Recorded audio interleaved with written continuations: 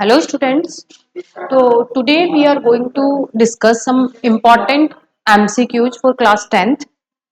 So let's begin with the chapter number first, that is chemical reaction and equation. Chapter wise यहाँ पे MCQ cover करने वाले हैं, तो स्टार्ट करते हैं.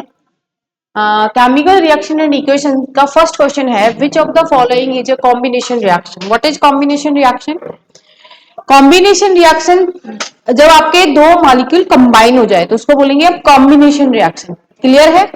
और कॉम्बिनेशन रिएक्शन का जस्ट अपोजिट होता है कौन सा? Decomposition reaction. वहां पे क्या होगा? एक दो में डिकम्पोज होगा और कॉम्बिनेशन में दो से मिलके एक बनता है.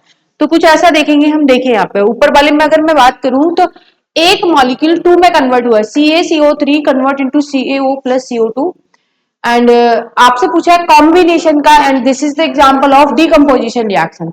Mg प्लस O2, दो मॉलिक्यूल मिलके क्या बना रहे हैं? MgO. तो question second option is correct here, because यहाँ पे आपका जो है टू मिलके वन में कन्वर्ट हो रहा है. तो आप ऐसे देख सकते हो कि टू मिलके वन में कन्वर्ट हो रहा है, तो option number B is correct. Combination reaction पूछा गया आपसे. Which reaction? कॉम्बिनेशन रिएक्शन, जिसमें Mg प्लस O2 मिलके क्या बना रहा है? MgO, सिंगल मॉलिक्यूल में कन्वर्ट हो रहा है. Clear? Next question. What is the color change when the copper react with oxygen to form copper oxide? जब आपका कॉपर ऑक्सीजन से रिएक्ट करेगा तो कौन से कलर में चेंज आएगा, मतलब वो किस कलर से किस कलर में चेंज होगा? कॉपर ऑक्साइड बनेगा आपका. क्लियर है? इसमें आप रिएक्शन लिखना चाहो तो copper plus oxygen O2 give rise to CuO. और अगर इसको बैलेंस करना चाहते हो तो यहाँ पे इस तरीके से. तो ये कह रहा है कि जब कॉपर आपका रिएक्ट करेगा ऑक्सीजन के साथ तो वो किस कलर से किस कलर में चेंज होता है. तो आपको याद होना चाहिए ये चीज कि ब्राउन टू ब्लैक चेंज होता है. कैसे चेंज होता है आपका? Brown to black. Next question is which of the following reaction is an example of displacement reaction. Displacement reaction is what? जहां पे more reactive metal displace less reactive metal from their salt.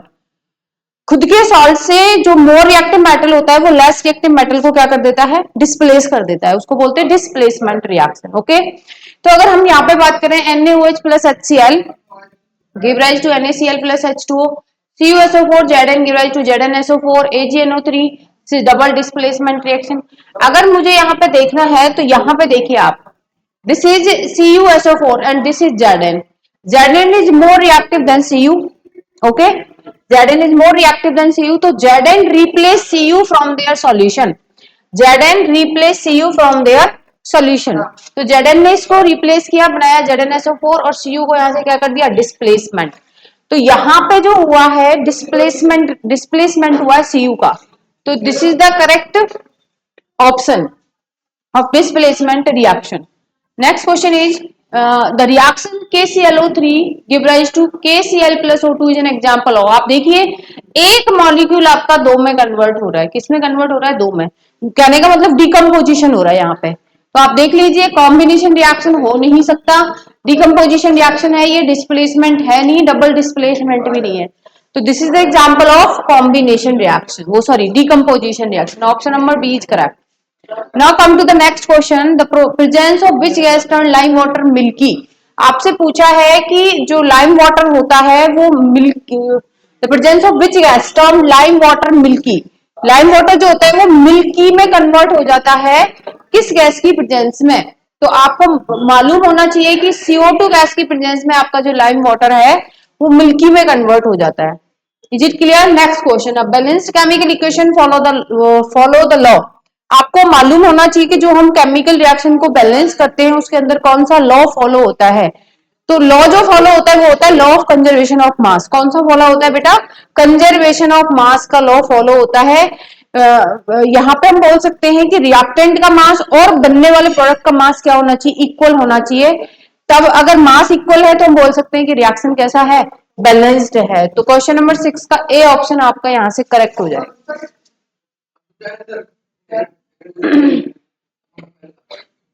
ये आपके 6 question के MC वो है, MCQ है. Question number 7. Question number 7. Now what happened in the redox reaction? What is redox reaction? Redox reaction के अंदर क्या होता है बेटा? Oxidation and reduction take place simultaneously. दोनों के दोनों, ऑक्सीडेशन भी और रिडक्शन भी, दोनों एक साथ आपके क्या हो जाते हैं, परफॉर्म होते हैं किसी रिएक्शन में, तो उसको बोलते हैं हम रिडॉक्स रिएक्शन। तो देख लीजिए ऑप्शन, ऑक्सीडेशन अगर ओनली ऑक्सीडेशन नहीं होता बेटा, आपका ओनली रिडक्शन नहीं होता, बहुत ऑक्सीडेशन रिडक्शन अकर, तो ऑप्शन नंबर सी क्या हो जाएगा बेटा यहाँ पे? करेक्ट आंसर हो जाएगा। नेक्स्ट क्वेश्चन है आपका acid base and salt chapter से, चैप्टर नंबर 2 से अपना सेकंड ये क्वेश्चन आ रहा है, चैप्टर नंबर 2 से acid base and salt. What is the chemical name of baking soda? Baking soda का केमिकल नेम आपको मालूम होना चाहिए, ब्लीचिंग पाउडर, बेकिंग सोडा, इन सबके आपको क्या होने चाहिए? केमिकल नेम्स मालूम होने चाहिए, फॉर्मूले भी मालूम होने चाहिए। तो बेकिंग सोडा का जो फॉर्मूला होता है that is sodium bicarbonate, NaHCO3, this is the formula of baking soda, sodium bicarbonate. Yes. Now next question is the pH of lemon juice is around। देखिए आप यहां से अपन अब कैसे आंसर निकालना स्टार्ट करेंगे। लेमन जूस की आपको क्या पूछिए? पीएच पूछिए। आपको पता है कि लेमन जूस कैसा होता है? एसिडिक होता है, इतना मालूम है। और एसिड की जो पीएच होती है ना बेटा, पीएच ऑफ एसिड वो क्या होती है बेटा आपकी? वो लेस देन क्या होती है? 7 होती है, इतना हमें पता है। इसके बेसिस पे हम इसका आंसर टिक कर सकते हैं।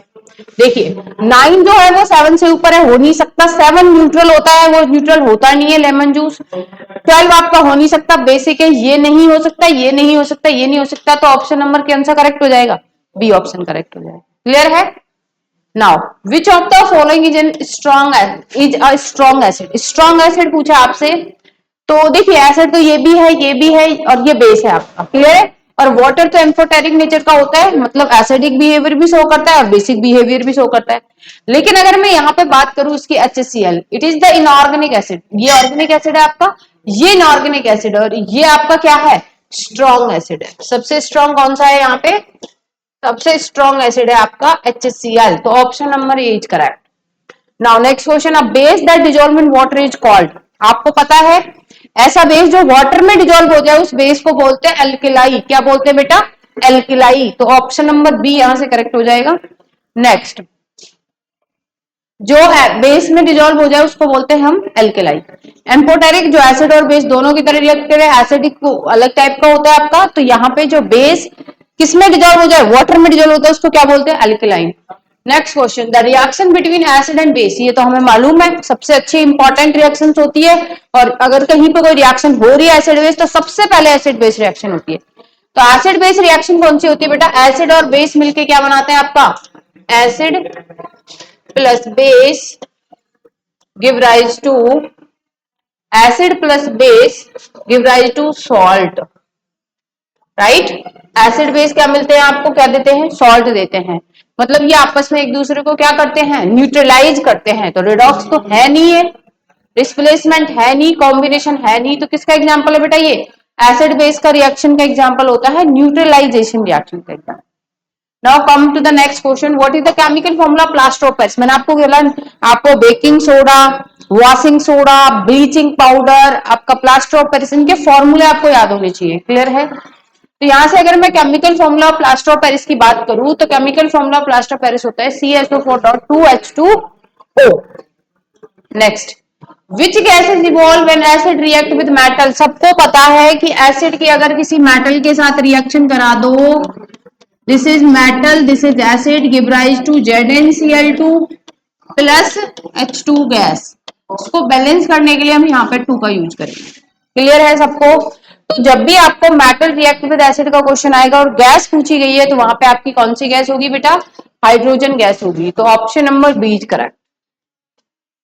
नेक्स्ट, ब्लीचिंग पाउडर फिर से आपको पूछा गया है, chemically known as bleaching powder पूछा गया आपसे। Bleaching powder is chemically known as, what is the formula of bleaching powder? Bleaching powder is CaOCl2, CaOCl2 is the bleaching powder. याद रखना, आपको इन सबके फॉर्मूले याद होने चाहिए, वॉशिंग सोडा, बेकिंग सोडा, आपके bleaching powder, plaster of Paris, blue petrol, इन सबके आपको फॉर्मूले याद होने चाहिए। नेक्स्ट क्वेश्चन, आपका जो नेक्स्ट क्वेश्चन है वो है आपका मेटल एंड नॉन मेटल से। Metal and non metal, which of the following metal is the most reactive metal? आपसे रिएक्टिव मेटल पूछा गया है, तो रिएक्टिव मेटल के लिए आपको रिएक्टिविटी सीरीज याद होनी चाहिए। और रिएक्टिविटी सीरीज के अंदर जो होता है आपका पोटेशियम सबसे ऊपर आता है। तो रिएक्टिविटी सीरीज के अंदर जो पोटेशियम होता है this is the most reactive metal. तो ऑप्शन नंबर सी क्या हो जाएगा, यहाँ से आपका करेक्ट आंसर हो जाएगा। Now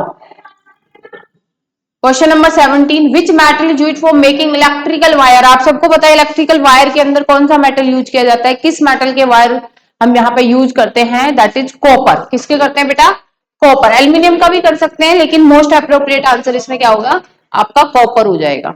now next question, a metal that react with cold water. आपको पता है कि जो कोल्ड वाटर के साथ भी रिएक्ट करता है वो कौन सा मेटल है, आपको पता है। ये जो सोडियम होता है इसको अपन केरोसिन में रखते हैं, तो ये रिएक्ट कर जाता है वाटर के साथ, विग्रस रिएक्शन देता है। तो इसलिए कोल्ड वाटर के साथ भी यहाँ पे सोडियम क्या करता है, रिएक्ट करता है। तो ऑप्शन नंबर सी क्या है, यहाँ से आपका करेक्ट आंसर है। Now question number 19, which metal does not react with hydrochloric acid. Hydrochloric acid के साथ कौन सा रिएक्शन नहीं होगा। तो इसके लिए हमें क्या कॉन्सेप्ट देखना है, आपको देखना है जो हम जो इलेक्ट्रोकेमिकल सीरीज बनाते हैं ना, उसमें हाइड्रोजन से नीचे वाले जितने भी मेटल्स हैं, हाइड्रोजन से नीचे वाले जितने भी मेटल्स हैं वो हाइड्रोजन को डिस्प्लेस नहीं कर सकते। और अगर डिस्प्लेस ही नहीं कर सकते उसके सॉल्यूशन से तो रिएक्ट कैसे करेंगे, रिएक्ट नहीं करेंगे। तो यहाँ पे which metal does not react with hydrochloric acid, जो हाइड्रोजन से नीचे आते हैं। जिंक ऊपर आता है, आयरन ऊपर आता है, मैग्नीशियम ऊपर आता है। तो कॉपर जो होता है वो हाइड्रोजन से नीचे आता है रिएक्टिविटी सीरीज के अंदर। वो केमिकल रिएक्टिविटी सीरीज के अंदर आपकी यहाँ पे इलेक्ट्रोकेमिकल सीरीज में कॉपर आपका नीचे आता है। तो कॉपर यहाँ पे हाइड्रोजन को डिस्प्लेस नहीं कर पाता, इसलिए कॉपर यहाँ पे क्या करता है, रिएक्ट नहीं करता। तो ऑप्शन नंबर सी यहाँ से आपका क्या हो जाएगा, करेक्ट आंसर हो जाएगा। Now next question, what is allowing. Allowing क्या होता है बेटा, एलोइंग क्या होती है, एलोइंग दो मेटल की मिक्सिंग होती है कि उसकी जो प्रॉपर्टी है उसको इंप्रूव कर सके, उसको एलोइंग बोलते हैं। तो coating metal with zinc, mixing two और मोर मेटल टू इंप्रूव प्रॉपर्टी। याद रखना व्हाट इज एलोइंग, आप दो मेटल को मिक्स करते हो किस लिए, कि उसकी जो प्रॉपर्टीज है वो इंप्रूव हो जाए। क्लियर है। तो ऑप्शन नंबर बी आंसर हमारा करेक्ट है। एलोइंग क्या बोलते हैं अपन, मिक्सिंग टू और more metals to improve properties. Clear है। Next, which metal is extracted from bauxite ore. आपको मालूम होना चाहिए कि बॉक्साइट ओर किस मेटल का ओर होता है। तो bauxite ore is the ore of aluminium. तो यहां से हम किसको एक्सट्रैक्ट कर सकते हैं, किस मेटल को एक्सट्रैक्ट कर सकते हैं, तो वहां से हम कर सकते हैं एल्यूमिनियम। आप बॉक्साइट ओर का याद रखोगे, बॉक्साइट और एल्यूमिनियम का ओर होता है, तो वहां से एल्यूमिनियम को हम एक्सट्रैक्ट कर सकते हैं। एल्यूमिनियम को आप यहां से एक्सट्रैक्ट कर सकते हो। Now which of the following non metal is good conductor of electricity. आपको good conductor of electricity non metal पूछा है, इनमें से कौन सा नॉन मेटल है जो गुड कंडक्टर ऑफ इलेक्ट्रिसिटी है। वहां था sulphur, graphite, phosphorus and carbon dioxide. आपसे नॉन मेटल पूछा है सबसे पहली बात। तो यहाँ पे ये जो होता है वो गुड कंडक्टर होता है ग्रेफाइट। इसका रीजन क्या होता है बेटा, इसमें फ्री इलेक्ट्रॉन्स होते हैं। तो ग्रेफाइट के अंदर क्या होते हैं, एक फ्री इलेक्ट्रॉन्स होने की वजह से this is the good conductor of electricity. Free electron, free electron होने की वजह से क्या होता है आपका, ये आपका गुड कंडक्टर ऑफ इलेक्ट्रिसिटी है। Next, which metal is stored in kerosene to prevent reaction with air. कौन सा मेटल को कैरोसिन में रखते हैं हम, अभी अभी बताया था मैंने थोड़ी देर पहले, सोडियम मेटल को हम कैरोसिन में रखते हैं बिकॉज वो ऑक्सीजन के साथ मिलकर विग्रस रिएक्शन देता है, इसलिए हम उसको किस में रखते हैं, कैरोसिन ऑयल के अंदर रखते हैं। तो ऑप्शन नंबर बी यहां से क्या है आपका करेक्ट आंसर है। Now chapter number 4 that is carbon and its compound. Carbon and its compound important है, अच्छे से देखना है आपको। विच of the following is an saturated hydrocarbon. What is saturated hydrocarbon, double bond और ट्रिपल बॉन्ड वाले, sorry saturated पूछा है ना, तो सिंगल बॉन्ड वालों को सैचुरेटेड यहां देख सकते हो आप, यहाँ पे आप देख सकते हो कि सिंगल बॉन्ड वालों को आप, जो सिंगल बॉन्डेड कंपाउंड होते हैं जिनको हम एल्केन बोलते हैं, जिनको हम एल्केन बोलते हैं वो होते हैं आपके सैचुरेटेड, दिस इज सैचुरेटेड। और आपके जो डबल बॉन्ड वाले कंपाउंड है और वी कैन से ट्रिपल बॉन्ड वाले कंपाउंड है, जिसमें हम बोल सकते हैं कौन कौन से कंपाउंड्स आएंगे आपके, एल्कीन आएगा और एल्काइन आएगा। एल्कीन और एल्काइन ये कैसे होते हैं बेटा? ये होते हैं आपके unsaturated, unsaturated. Is it clear? ये आपको मालूम होना चाहिए। तो आपसे यहाँ पे क्या पूछा है क्वेश्चन नंबर 24 के अंदर? सैचुरेटेड हाइड्रोकार्बन पूछा है। तो देखिए बेंजीन, व्हाट इज बेंजीन, ये आपको याद रखना है। ये आपको याद रखना होना चाहिए कि डबल बॉन्ड और ट्रिपल बॉन्ड वालों को अनसैचुरेटेड बोलते हैं और सिंगल बॉन्ड वाले कंपाउंड को आप सैचुरेटेड कंपाउंड बोलते हो।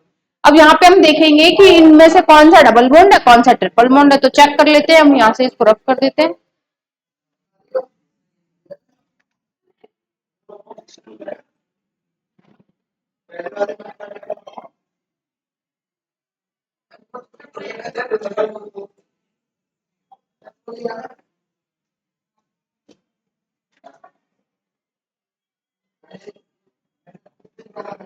देखिए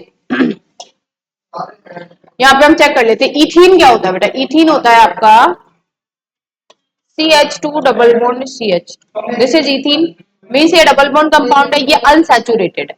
इथाइन क्या होता है बेटा? इथाइन होता है ये triple bond CH, this is ethyne, ये भी ट्रिपल बॉन्ड वाला कंपाउंड है, तो ये भी अनसैचुरेटेड है। प्रोपीन, प्रोपीन प्रोप बोले तो 3 कार्बन और एन बोले तो सबके अंदर single bond, this is propane, this is propane. इसमें कार्बन कार्बन में सिंगल बॉन्ड है, तो ये प्रोपेन है, ये आपका सैचुरेटेड कंपाउंड है। कौन सा कंपाउंड है? सैचुरेटेड। तो ऑप्शन तो सी करेक्ट है। बेंजीन क्या होता है बेटा?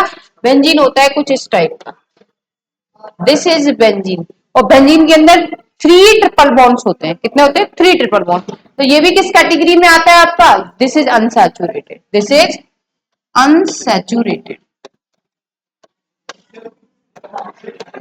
This is also unsaturated. तो ये आपको याद रखना है।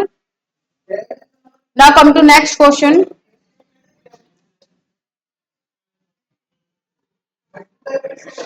Next question is what is the functional group in ethanol. मैंने आपको बताया था इथेनॉल के अंदर कौन सा फंक्शनल ग्रुप होगा। देखिए इथेनॉल, नॉल ऑल वर्ड किसके लिए यूज करते थे? हम करते थे OH के लिए, this is alcohol, this is alcohol, और इसके लिए वर्ड यूज करते हैं ऑल, ये आपको याद होना चाहिए। तो फंक्शनल ग्रुप पूछा है, तो फंक्शनल कौन सा होगा इसके अंदर? बी होगा आपका फंक्शनल ग्रुप। ये कार्बोक्सिलिक एसिड है, ये अमीन है, ये एल्डिहाइड है। ओके तो यहाँ पे ऑल पूछा है आपसे, तो ऑप्शन नंबर बी करेक्ट है आपका। The general formula of alkane, alkane का जनरल फॉर्मूला मैंने आपको बताया था CnH2n+2, this is alkane, this is alkene. यहीं पे आप एल्कीन का भी याद रख सकते हो, this is H2n, this is alkene. ये मैंने आपको क्लास में बोला हुआ है कि इंपॉर्टेंट है, CnH2n-2 and this is alkyne, this is alkyne. तो आपको इन तीनों के इस बार ये पूछ रहा है, तो क्वेश्चन में आपको एल्कीन एल्काइन का भी पूछा जा सकता है, इस बार एल्केन का पूछा है, तो CnH2n+2 option number B correct. Now next question, the process of soap formation is called. आपको मालूम होना चाहिए, सॉप से आप याद रख सकते हो सपोनिफिकेशन। तो सॉप फॉर्मेशन की प्रोसेस का नाम क्या होता है बेटा? Saponification. Now next question is which of the following is in ester. मैंने आपको बताया था व्हाट इज ईस्टर। ईस्टर का फॉर्मूला होता है RC++OOR। What is R? यहाँ पे कार्बन की चेन हो सकती है, एग्जाम्पल के लिए आप समझ सकते हो CH3C++O this is Easter, this is Easter. आप देख लीजिए कौन सा फॉर्मूला सेटिस्फाइड हो रहा है। ये वाला हो नहीं रहा, H लगा दिए, ये कार्बोक्सिलिक एसिड है, ये अल्कोहल है, CH3COO CH3 CH3COO CH3, तो दिस इज ईस्टर। तो ऑप्शन नंबर सी क्या है यहां से हमारा करेक्ट आंसर है। Now the reaction of ethanol with sodium, question number next है आपका 29, the reaction of ethanol with sodium. यहां से देखेंगे हम रिएक्शन, तो इथेनॉल लेंगे तो C2H5OH, this is ethanol plus sodium Na। इसकी जब रिएक्शन कराते हैं तो एसिड रिएक्ट विद मेटल, क्या होता था? Salt plus hydrogen gas. तो यहाँ से हाइड्रोजन गैस के लिए हमें यहाँ पे 2 लगाना पड़ेगा, यहाँ पे हमें 2 मेटल को रिएक्ट कराना पड़ेगा। क्या मिलेगा बेटा? यहाँ से मिलेगा C2H5ONa। क्या मिलेगा आपको? C2H5ONa माइनस प्लस प्लस, यहाँ पे क्या निकलेगी? H2 gas. क्वेश्चन में पूछा गया है the reaction of ethanol with sodium give sodium acetate, sodium ethoxide and sodium carbonate and sodium hydroxide. तो देख लीजिए ये क्या है आपका, ये है सोडियम इथॉक्साइड। तो ऑप्शन नंबर बी क्या है यहाँ से करेक्ट है। Now next question, what happened when ethanol is heated with concentrate sulphuric acid. तो इथेनॉल की reaction, what is ethanol, ethanol is CH3CH2OH, this is ethanol. It react with concentrate H2SO4, right? What is concentrate H2? It is the king of acid. It is the king of acid. इसका काम क्या है बेटा, आपको जब भी concentrate H2SO4 दिखे तो वहां पे हमको H2O रिलीज करना है। H2O कैसे रिलीज होता है इसके केस में, यहाँ पे आप देख सकते हो अल्फा बीटा के फॉर्म में। तो अल्फा से OH जाता है और बीटा से H जाता है, ध्यान रखना। बीटा से क्या जाएगा H+, यहाँ पे आ जाएगा डबल बॉन्ड। तो यहाँ पे फॉर्मेशन ऑफ एल्कीन होता है CH2 डबल बॉन्ड CH, ये एल्कीन का फॉर्मेशन हो जाता है यहाँ पे। और इस रिएक्शन का नाम क्या है बेटा, इस रिएक्शन का नाम है डिहाइड्रेशन। क्या हो गया यहाँ पे, dehydration means removal of water molecule. Dehydration is what, removal of water molecule, removal of water molecule, ये आपको याद होना चाहिए। तो यहाँ पे जो क्वेश्चन नंबर 30 का आंसर है आपका सी ऑप्शन। तो ये आपको मालूम होनी चाहिए। ये कुछ इंपॉर्टेंट आपके एमसीक्यूज थे जो कि हमने कवर किए हैं, आपको ये अच्छे से रिवाइज करने हैं। एक एक का कुछ कॉन्सेप्ट है, ऑप्शन को भी रिवाइज करना है। क्या पूछा इस बार, कुछ और पूछा उसी क्वेश्चन में, सेकेंड टाइम कुछ और पूछे। क्लियर है सबको? Thank you.